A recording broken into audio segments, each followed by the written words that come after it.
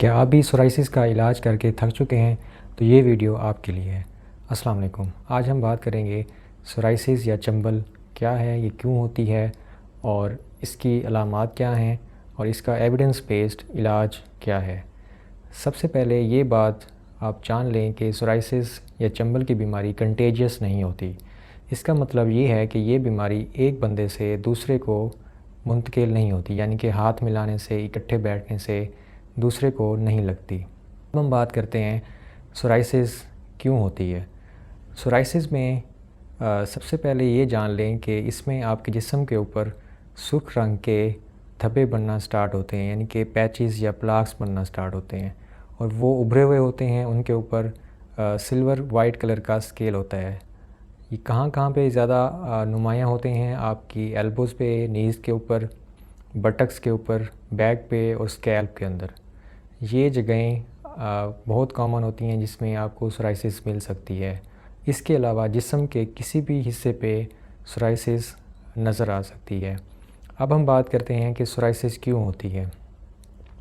Psoriasis एक chronic immune mediated inflammatory skin disease है।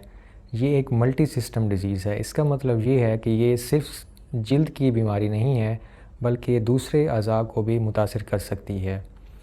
आपका इम्यून सिस्टम स्किन के अंदर इन्फ्लेमेशन को एक्टिवेट करता है, जिसके ज़रिए कुछ ऐसे केमिकल रिलीज़ होते हैं जो कि स्किन में सोजिश, इन्फ्लेमेशन को बढ़ा देते हैं। उन केमिकल्स में TNF, इंटरल्यूकिन 17, इंटरल्यूकिन 23 और आपके इम्यून सेल्स में T सेल्स का बहुत इम्पोर्टेंट रोल है।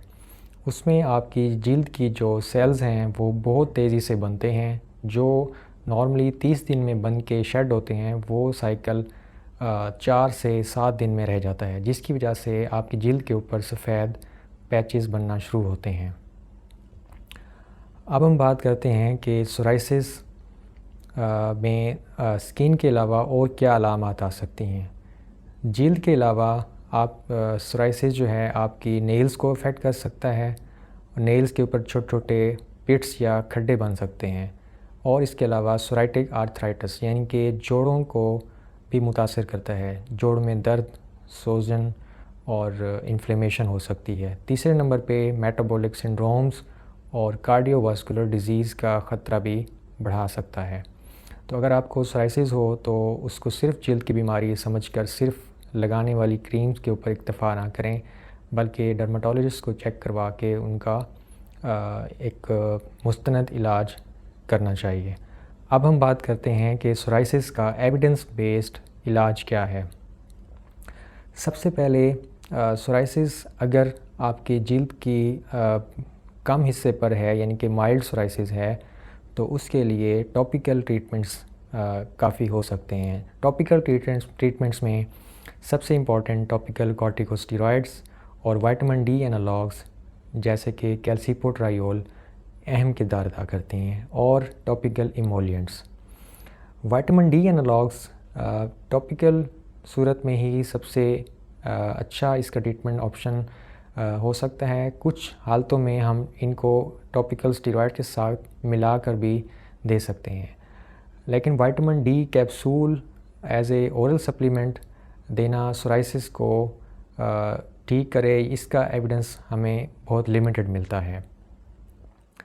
उसके बाद अगर आपकी बॉडी का एरिया बहुत ज़्यादा है तो उसमें दूसरे नंबर पे फोटोथेरेपी, जिसमें नैरो बैंड UVB इस्तेमाल कर सकते हैं। वो भी डॉक्टर अपनी हिदायत और अपनी मौजूदगी में ही आपको इस्तेमाल करवाएंगे। तीसरे नंबर पे सिस्टेमिक ट्रीटमेंट्स, जिसमें सिस्टेमिक ड्रग्स हैं। उसमें मीथोट्रेक्सेट या साइटोट्रेक्सेट जिसे कहते हैं, साइक्लोस्पोरिन है और एप्रीमिलास्ट है, और सबसे आखिर में अहम ड्रग्स हैं जिसको बायोलॉजिक्स कहते हैं। तो ये सारी मेडिकेशन देने से पहले पेशेंट्स की कुछ असेसमेंट करनी होती है। बॉडी सरफेस एरिया देखना होता है कितना है, और पासी स्कोर कैलकुलेट करना होता है, और कुछ लैब्स और टेस्ट होते हैं जो करवाने के बाद ही आपको डर्माटोलॉजिस्ट ये मेडिकेशन देते हैं, और इनका फॉलोअप भी रखना होता है। तो खुद से कोई मेडिसिन स्टार्ट नहीं करनी चाहिए। अगर आपको सोराइसिस है और जोड़ों में दर्द है साथ, तो आप फ़ौरन अपने करीबी डर्माटोलॉजिस्ट को चेक करवाएं, ताकि आप एक एविडेंस बेस्ड ट्रीटमेंट लें और इस बीमारी से इसको कंट्रोल किया जा सके। बहुत शुक्रिया।